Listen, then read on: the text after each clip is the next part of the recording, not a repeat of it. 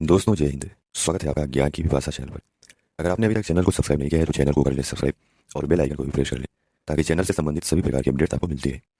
दोस्तों आज के इस वीडियो में हम जानेंगे कि भूकंप क्या है, भूकंप क्यों आते हैं और दुनिया के वे क्षेत्र जो भूकंप से सबसे अधिक सेंसिटिव जोन माने जाते हैं और भारत में कौन कौन से वे क्षेत्र हैं जहाँ पर भूकंप आने की संभावना ज़्यादा रहती है।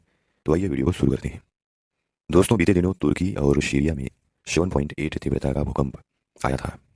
इसकी वजह से वहां पर भारी जानमाल का नुकसान हुआ और बताया जा रहा है कि अभी तक में 4,000 से ज़्यादा लोगों की मरने की खबर है और यह संख्या भी बढ़ सकती है क्योंकि राहत और बचाव के कार्य अभी भी चल रहे हैं। तो दोस्तों आइए इस वीडियो के माध्यम से हम भूकंप से संबंधित सभी महत्वपूर्ण बातों को जानने का प्रयास करते हैं। दोस्तों भूकंप, इसे अंग्रेजी में अर्थक्वेक भी कहते हैं। साधारण शब्दों में अगर भूकंप का अर्थ हम समझें तो भू यानी पृथ्वी और कंप यानी कांपना। तो भूकंप का अर्थ पृथ्वी की कंपन से होता है।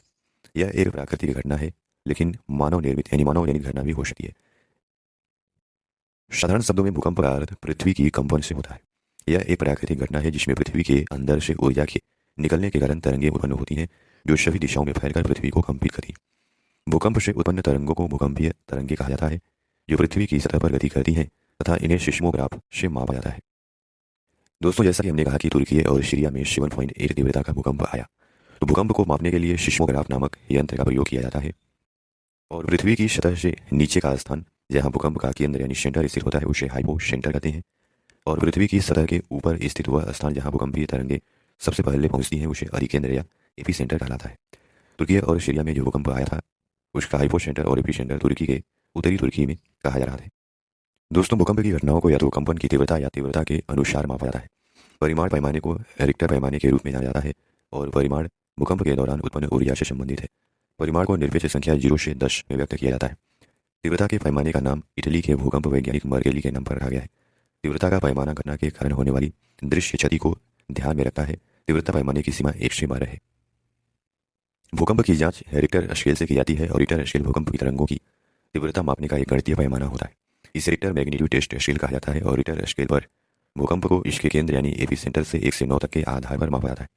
यह स्केल भूकंप के दौरान धरती के भीतर से मिली ऊर्जा के आधार पर तीव्रता को मापता है।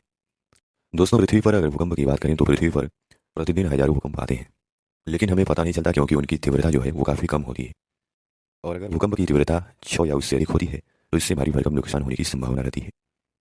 जैसा कि बताया गया कि भूकंप की तीव्रता रिएक्टर यानी रिक्टर स्केल पर मापी जाती है तो रिक्टर मैग्नीट्यूड टेस्ट इसे कहा जाता है और भूकंप की तीव्रता 1 से 9 के आधार तक मापा जाता है। रिएक्टर स्केल से जानिए भूकंप का खतरा 0 से अगर 1.9 के बीच है तो इसका यानी इस भूकंप का प्रभाव केवल उत्पन्न क्षेत्र तक ही रहेगा। अगर 2 से 2.9 के बीच है तो हल्का कंपन होने लगता है।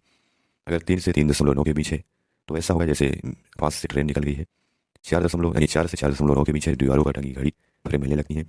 लेकिन अगर 6 से 6.9 के बीच है तो इमारतों में दरार आ सकती है, ऊपर की मंजिलों में नुकसान होने की संभावना है। लेकिन अगर 7 से 7.9 के बीच है तो जमीन के अंदर पाइपें पड़ जाती हैं, इमारतें गिरने लगती हैं। 8 से 8.9 के बीच है तो सुनामी का खतरा बढ़ जाता है, इमारतों सहित बड़े पुल गिरने की संभावना बढ़ जाती है। 9 से ज़्यादा है तो नुकसान ही नुकसान है, तबाही आ सकती है।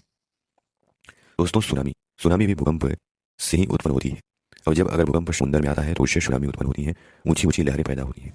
दोस्तों अब अगर भूकंप के कारणों की बात की जाए या फिर क्यों भूकंप आते हैं तो भूकंप की उत्पत्ति के कई कारण हैं जिसमें मानवीय कारण भी है। पहला कारण है ज्वालामुखीय क्रियाएं। इस प्रकार के भूकंपों की उत्पत्ति ज्वालामुखी से प्रभावित क्षेत्रों में होती है। जब ज्वालामुखी विस्फोट होता है तब लावा और गैसें भूगर्भ से बाहर निकलने के लिए जोर लगाती हैं और बड़ी तेजी से ऊपर की ओर आती हैं। इनके धक्के से भूपटल में कंपन होने लगता है और ऐसी स्थिति में भूकंप की उत्पत्ति होती है। और ऐसा भूकंप ज़्यादातर कम भीषण होते हैं, इनसे ज़्यादा नुकसान नहीं होता है। और दोस्तों भूकंप आने का एक महत्वपूर्ण कारण है प्लेट विवर्तन की। आप सभी को पता ही होगा कि पृथ्वी की जो ऊपरी परत है 7 बड़ी प्लेटों और कई अन्य छोटी प्लेटों से मिलकर के बनी हुई है और ये प्लेटें संचालित यानी संचलित अवस्था में है। प्लेटों के संचलन के कारण ही विभिन्न प्रकार की असंतुलन उत्पन्न होता है और जब प्लेटें एक दूसरे से टकराती हैं, घर्षण करती हैं तो भूकंप उत्पन्न होता है। तो पहला है ज्वालामुखी क्रियाएं, दूसरा है प्लेट विवर्तन की, तीसरा है भ्रंश और वलन यानी संपीड़न की क्रियाएं। भूगर्भीय हलचलों के द्वारा खिंचाव तथा संपीड़न बलों के कारण भूपटल पर भ्रंश या वलन होता रहता है। जब चट्टानों में खिंचाव की शक्तियां कार्य करती हैं तो भूपटल में दरार का निर्माण होता है। इस अचानक परिवर्तन के कारण पृथ्वी में कंपन पैदा हो जाती है। इसी प्रकार संपीड़न की शक्ति के कारण भूपटल में मोड़ होता है और मोड़दार वलित पर्वतों की रचना होती है। यह क्रिया जब तीव्रता के साथ अचानक संपन्न होती है तो भूकंप का अनुभव होता है। अगला कारण है प्रत्यास्थ पुनश्चन सिद्धांत। इसका प्रतिपादन अमेरिका के एक भूगर्भविद ने किया। इस सिद्धांत के अनुसार पृथ्वी के अंदर की चट्टान रबड़ की तरह लचीली होती है और रबड़ के अनुसार ही खिंचाव और सिकुड़न के गुण होते हैं। जब किसी स्थान पर चट्टानों का खिंचाव बढ़ता है तो खिंचाव से मुड़ जाती है, लेकिन जब खिंचाव लचीलेपन की सीमा को पार कर जाती है तो चट्टानें टूट जाती है। इससे चट्टानों के बीच दरार पड़ जाती है और चट्टानें दो विपरीत दिशाओं में चली जाती है।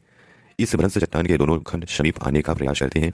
इस तरह तनाव के दबाव से भ्रंश क्रिया समाप्त हो जाती है और अंततः भूकंप का उत्पन्न होता है, भूकंप की उत्पत्ति होती है। दोस्तों, इसके अलावा भूकंप के कुछ अन्य कारण हैं, जैसे जिनका प्रभाव स्थानीय रूप से देखा जाता है।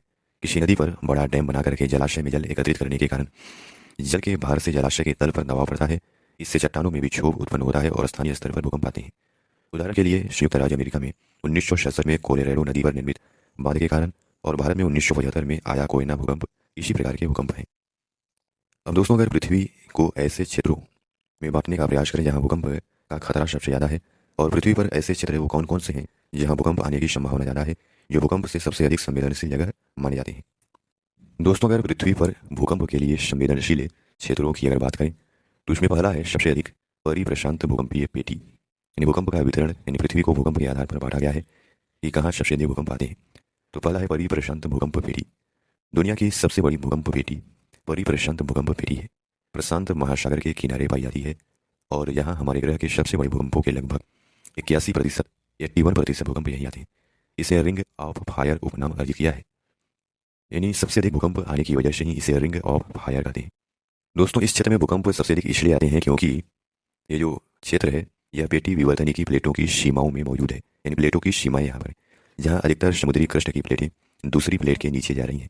इसका कारण इन सबस्ट्रक्शन जोन है ये भूकंप प्लेटों के बीच फिसलन और प्लेटों का भीतर से टूटना है। यानी इस क्षेत्र में भूकंप आने का मुख्य वजह यह है, ये क्षेत्र प्लेटों की सीमावर्ती क्षेत्र है और अलग अलग प्लेटों की सीमाएं जो हैं, अलग अलग प्लेटें एक दूसरे के नीचे धंस रही हैं। इसकी वजह से प्लेटें टूट भी रही हैं। इसी वजह से यह क्षेत्र जो है भूकंप से सबसे अधिक संवेदनशील क्षेत्र माना जाता है। दूसरा है मध्य महाद्वीपीय बेल्ट या पेटी। अल्पाइन हिमालयी बेल्ट, मध्य महाद्वीपीय बेल्ट यूरोप से सुमात्रा तक हिमालय, भूमध्य सागरीय और अटलांटिक में फैली हुई है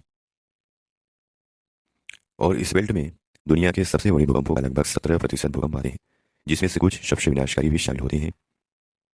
और पेरिनीज, आल्प्स, कॉकेशस, हिमालय, म्यांमार की पहाड़ियाँ, पूर्वी द्वीप समूह की श्रेणियाँ इन्हीं मेखला में आती हैं। भारत के भूकंप क्षेत्र इसी पेटी में आते हैं, यानी मध्य महाद्वीपीय पेटी में। यह पेटी मैक्सिको से शुरू होकर अटलांटिक महासागर और भूमध्य सागर तथा कॉकेशस से होती हुई हिमालय पर्वत और सीमावर्ती क्षेत्रों तक फैली है। और तीसरा प्रमुख जोन है मध्य अटलांटिक कटक। तीसरा प्रमुख बेल्ट जलमग्न मध्य अटलांटिक रिज में है। रिज वह क्षेत्र होता है जहाँ दो टेक्टोनिक प्लेट अलग अलग विस्तृत होती है। मध्य अटलांटिक रिज का अधिकांश भाग गहरे पानी के भीतर है और मानव हस्तक्षेप से बहुत दूर है। दोस्तों, अगला सवाल कि भारत के वे क्षेत्र कौन कौन से हैं जो भूकंप को लेकर सबसे अधिक सेंसिटिव या संवेदनशील माने जाते हैं। दोस्तों, अगर भारत में देखा जाए कि भूकंप से प्रभावित क्षेत्रों के बारे में, तो तकनीकी रूप से सक्रिय वलित हिमालय पर्वत की उपस्थिति के कारण भारत भूकंप प्रभावित क्षेत्रों में आता है। अतीत में आए भूकंप और विवर्तनिकी झटकों के आधार पर भारत को 4 भूकंपीय क्षेत्रों में विभाजित किया गया है। पहले भूकंप क्षेत्रों को भूकंप की गंभीरता के संबंध में 5 क्षेत्रों में विभाजित किया गया था, लेकिन ब्यूरो ऑफ इंडियन स्टैंडर्ड ने पहले 2 क्षेत्रों को एक साथ मिलाकर देश को 4 भूकंपीय क्षेत्रों में विभाजित किया है। दोस्तों, इसमें पहला है भूकंपीय जोन 2। इसमें मामूली क्षति वाला भूकंपीय जोन है यह, जहाँ तीव्रता पैमाने पर 5 से 6 तक होती है, मरकरी पैमाने पर यानी रिक्टर पैमाने पर। भूकंपीय जोन थर्ड पैमाने की तीव्रता 7 से ज़्यादा होती है और यहाँ पर क्षति वाला जोन है, मध्यम क्षति वाला जोन। और अगला है भूकंपीय जोन 4 पैमाने पर इसकी तीव्रता 7 के अनुरूप अधिक क्षति वाला जोन है और सबसे अधिक खतरनाक भूकंप से जोन है, यानी भूकंप से संबंधित सबसे खतरनाक जोन है 5। यह क्षेत्र फॉल्ट प्रणालियों की उपस्थिति के कारण भूकंपीय रूप से सर्वाधिक सक्रिय होता है। भूकंपीय जोन 5 भूकंप के लिए सबसे अधिक संवेदनशील क्षेत्र है, जहाँ ऐतिहासिक रूप से देश में भूकंप के कुछ सबसे तीव्र झटके देखे गए हैं। इन क्षेत्रों में 7 से अधिक तीव्रता वाले भूकंप देखे गए हैं और यह 9 की तुलना से में अधिक तीव्र होते हैं। भारत में सबसे अधिक भूकंप का जो प्रभावित क्षेत्र है, भूकंप से संवेदनशील क्षेत्र है, वो हिमालय क्षेत्र है। इन उत्तराखंड, हिमाचल प्रदेश, सिक्किम, अरुणाचल, जम्मू कश्मीर का इलाका। यह क्षेत्र नवीन पर्वतीय क्षेत्र है।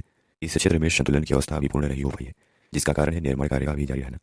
इस प्रकार भूगर्भीय अवस्था के कारण इस क्षेत्र में भूकंप का उद्भव होता रहता है और यह भारत का सबसे बड़ा भूकंप क्षेत्र है। इस क्षेत्र में भूकंप का दूसरा महत्वपूर्ण कारण यूरेशियन और भारतीय प्लेट का आपस में टकराना है। दूसरा है मैदानी क्षेत्र। तो इस क्षेत्र के अंतर्गत भारत का उत्तरी मैदानी भाग आता है, जिसमें गंगा, सिंधु, ब्रह्मपुत्र का मैदानी भाग शामिल है। इस प्लेट पर हिमालय क्षेत्र की भूगर्भिक घटनाओं का प्रभाव अधिक पड़ता है, जिसके कारण इस क्षेत्र में भूकंपीय घटनाएं होती हैं। तीसरा है दक्षिण का प्रायद्वीपीय क्षेत्र। तो प्रायद्वीपीय क्षेत्र संसार के प्राचीनतम और कठोर स्थलखंडों में आता है। इसी कारण इस क्षेत्र को संतुलन की दृष्टि से स्थिर माना जाता है और उपयुक्त दोनों क्षेत्रों की तुलना में इस क्षेत्र में कम भूकंप आते हैं। दोस्तों, अगला सवाल यह है कि दुनिया के वे देश जो भूकंप से सबसे अधिक प्रभावित होते हैं। तो इसमें Indonesia, Japan, Chile, Peru, Ecuador, Philippines, Alaska, तुर्की, इन देशों का नाम मुख्य रूप से उभर आता है। ये देश भूकंप से सबसे अधिक प्रभावित होते हैं और इन देशों में कई बड़े बड़े भूकंप आ भी चुके हैं और भारी जानमाल का नुकसान भी हो चुका है। दोस्तों, कुछ बड़े भूकंपों की बात करें तो 1960 में चिली में 9.4 तीव्रता का भूकंप, 1964 में अलास्का में 9.2 तीव्रता का भूकंप, 2004 में हिंद महासागर में भूकंप की वजह से सुनामी आई थी, जिससे 100 फीट तक समुद्र की लहरें उठी थी। इससे भी भारी जानमाल का नुकसान हुआ। 2001 में 26 जनवरी के दिन ही गुजरात के भुज में भूकंप आया था, जिसमें 15 से 20 हज़ार लोगों की जान गई। 2015 में नेपाल में भूकंप आया। 2011 में